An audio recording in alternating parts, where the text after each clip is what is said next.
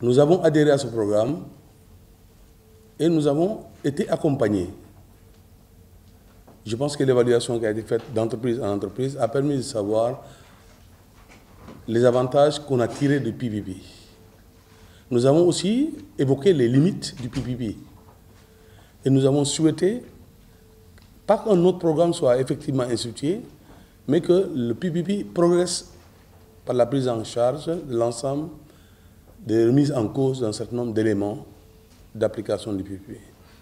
Et lorsqu'on nous a parlé de l'OEA, à une réunion qui a eu lieu au Radisson, dans sa première introduction, nous y avons adhéré et nous considérons que l'OEA est vraiment un beaucoup plus par rapport au PPP. Le colonel l'a dit tout à l'heure, la durée déjà a été extendue à 3 ans. Aujourd'hui, la compréhension des conditions d'adhésion, d'admission, de rejet et autres ont été très bien clarifiées. Nous savons maintenant pouvoir parler d'inclusivité de notre relation entre le secteur privé et le secteur de la douane. Je pense qu'on ne le rappelle pas souvent, le rôle de l'entreprise, c'est de créer de la richesse, c'est de participer au développement de ce pays.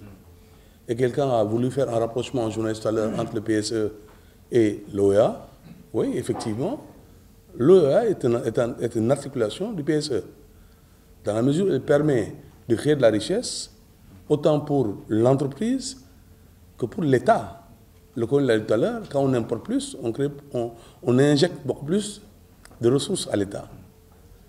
Quand nous produisons plus à l'intérieur qu'on vend même à l'intérieur, nous produisons beaucoup plus de ressources pour l'État.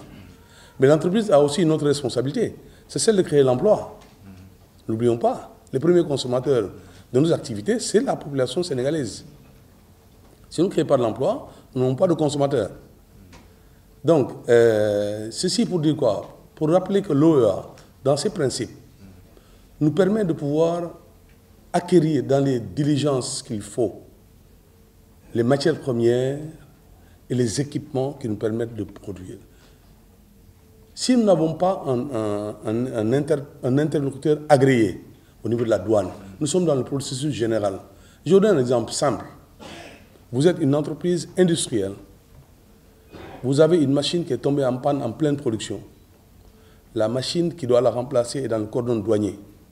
Vous avez un agrément prioritaire de l'APIX et vous devez aller chercher la marchandise. La procédure est tellement longue que vous avez le temps de voir votre entreprise sombrer.